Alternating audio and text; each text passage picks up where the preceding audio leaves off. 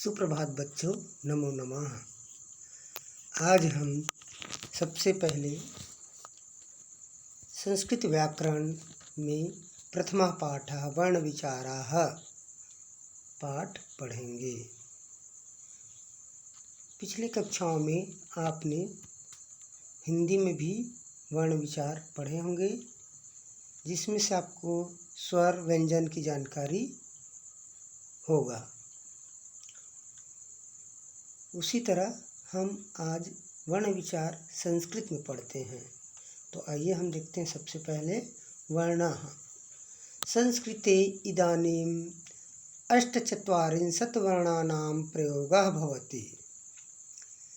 यहाँ संस्कृत में 48 वर्णों का प्रयोग होता है, अर्थात संस्कृत में कुल 48 वर्ण होते हैं, 48 वर्ण होते हैं। आप हिंदी में कुल 52 अक्षर जानते होंगे, उसी तरह संस्कृत में 48 अक्षर वर्ण होते हैं। ते मुख्यतया भागत्रयेण विभक्ताः सन्ति। इसमें मुख्य रूप से वर्ण विचार को 3 भागों में बांटा गया है। प्रथमा है स्वराः, द्वितीया है व्यंजनानि, तीसरा है अयोगवाहस्येति यथा, अर्थात पहला स्वर है, दूसरा व्यंजन है और तीसरा है अयोगवाह। इसमें सबसे पहले हम स्वर को समझते हैं। स्वराः, स्वरा कुल 13 स्वर होते हैं। संस्कृत में कुल कितने होते हैं? 13 स्वर होते हैं। स्वर, स्वर अर्थात जिन वर्णों को हम बिना किसी के सहारे अन्य वर्ण की सहायता के बिना भी हम बोल सकते हैं, अर्थात उनको बोलने पर वर्णों को उच्चारण करने में मुख से वायु जो हवा है बिना रोके ही सीधा स्पष्ट रूप से निकल जाते हैं, उसे ही हम स्वर कहते हैं। जैसे कि अ, ई, उ, ए, ये सब आसानी से हवा को बिना रोके ही निकल जाते हैं, जिनको बोलने पर कोई बाधा नहीं आते हैं, उसे ही स्वर कहते हैं। अब स्वर को भी 2 भागों में बांटा गया है, ह्रस्व स्वर और दीर्घ स्वराः। ह्रस्व स्वर में कुल 5 स्वर होते हैं।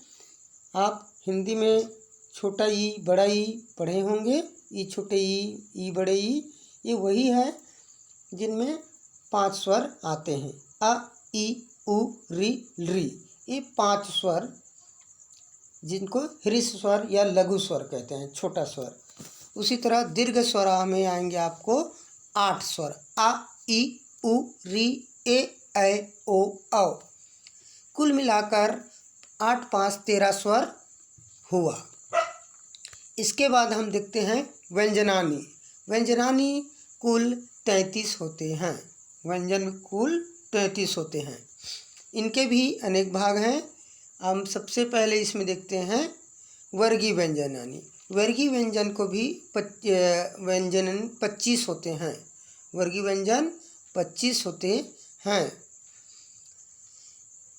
इसको स्पर्श व्यंजन भी कहते हैं, क्योंकि ये मुख के किसी न किसी भाग से टकरा कर निकलते हैं, स्पर्श करते हुए निकलते हैं, इसलिए इसको वर्गीय व्यंजन कहते हैं।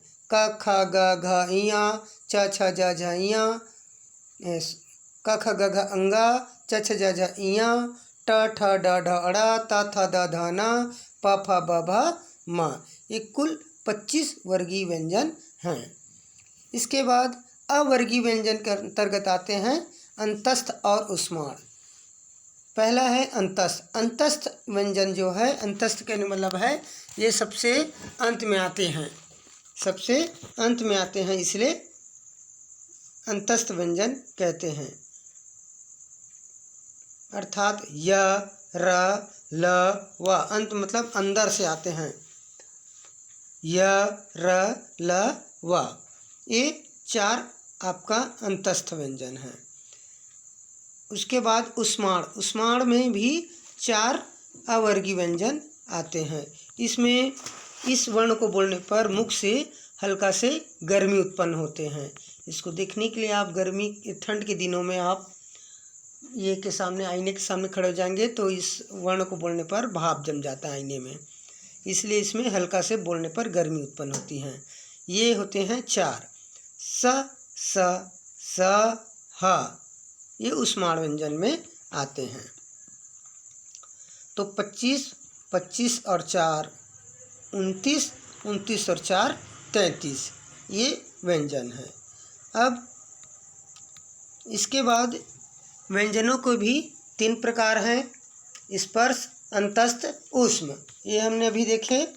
उसके बाद व्यंजन में भी अभी पढ़े हमने क ख ग घ ङ, क वर्ग में, च वर्ग में च छ ज झ ञ, और ट ठ ड ढ ढ, ट वर्ग में, त थ द ध न, प फ ब भ वर्ग म, ये प वर्ग में। हम स्पर्श व्यंजन, इसको भी स्पर्श व्यंजन भी कहते हैं, ये अभी पढ़े। स्पर्श व्यंजन क से म तक के कुल 25 व्यंजन होते हैं। स्पर्श व्यंजन है जिनका उच्चारण करते समय हमारे जिह्वा मुख के अलग अलग स्थानों का स्पर्श करती है। मैंने अभी भी आपको पढ़ाया। उसी तरह अब आपको ये देखेंगे जिह्वा के किस किस जगह से आपको ये वर्ण व्यंजन निकलती हैं, जो जिनको हम वर्गीय व्यंजन या स्पर्श व्यंजन कहते हैं, इसको पढ़ते हैं।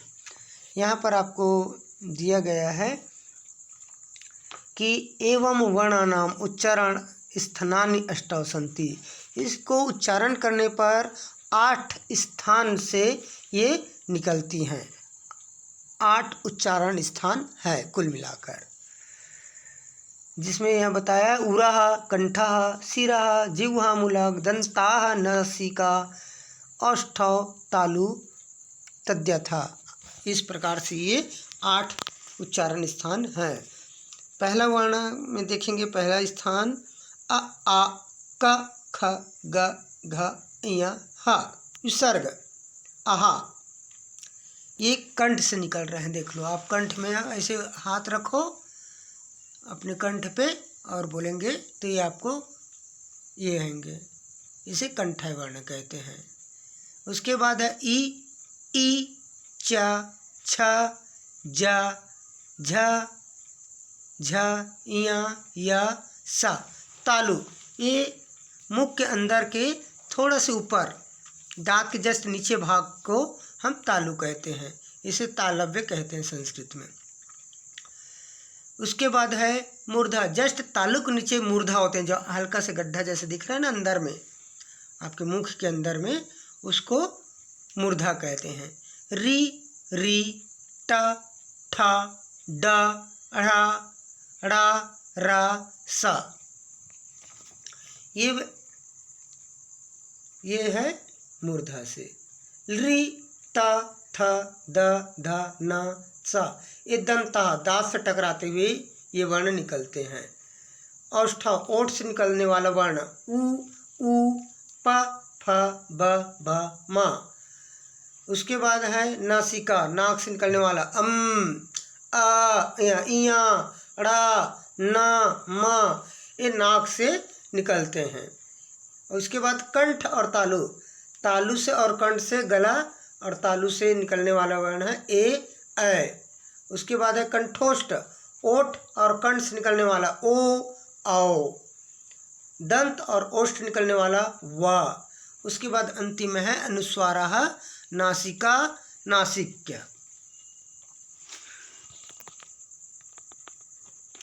अंतस्थ व्यंजन, ये व्यंजन है जो स्वरों और व्यंजनों के बीच में अंत में होते हैं। य र ल व, अभी आप मैंने पढ़ाया था। उस व्यंजन, इनके उच्चारण स्थान में मुख से गर्म वायु निकलती है, मैंने पढ़ाया। अब संयुक्त अक्षर व्यंजन, छ त्र ज्ञ स, संयुक्त अक्षर है क धन स अर्थात छ, त धन र अर्थात त्र, और ज धन इया अर्थात ज्ञ। ऐसे वर्णों अयोगवाह, अंतिम में जो है आपको अयोगवाह है, जिसको हम अम और आहा कहते हैं, जिनका नाम है अनुस्वार और विसर्ग। ऐसे वर्ण या चिन्ह है जिनका पाठ सामान्य वर्णमाला में नहीं है, फिर भी लेखन में काम आते हैं, अयोगवाह कहलाते हैं। जैसे अम और आहा। अनुस्वार, देखो अ में अम के बिंदु लगाते हो उसको अम कहते हैं। अनुस्वार अक्षर के ऊपर स्थित यह चिन्ह अनुस्वार कहलाता है। और आह की मात्रा जो दो बिंदु से दर्शाते हैं उसे एक के बाद स्थित यह चिन्ह विसर्ग कहलाता है। मैंने व्यंजन पढ़ाते समय आपको व्यंजन की परिभाषा नहीं बताया था, उसको बता दूं। व्यंजन स्वर को बताया था कि जिनको बोलने पर हमें किसी भी की सहायता, किसी और वर्ण की सहायता नहीं लेना पड़ते, उसे स्वर कहते हैं। कुल 13 स्वर होते हैं। उसी तरह व्यंजन में 33 व्यंजन हैं जिसको बोलने पर, जिन वर्णों को बोलने पर हमें स्वर की सहायता लेनी पड़ती है उसे ही व्यंजन कहते हैं। कोई भी व्यंजन बिना स्वर के नहीं बोले जाते हैं। देखो क ख, इसमें सब हलंत लगा हुआ है, इसको आधा का आधा खा कहते हैं। जब स्वर लगता है तो ये पूरा वर्ण निकलते हैं। क धन अ बराबर का पूरा, ख धन अ बराबर खा, तो ये क में हलंत है अर्थात आधा है। तो इसको आप अच्छे से समझने की कोशिश करेंगे, अच्छे से समझेंगे, पढ़ेंगे तो आपको ये सारी चीज़ समझ आएंगे। और कुछ भी परेशानी हो तो मुझसे पूछ सकते हैं। Thank you.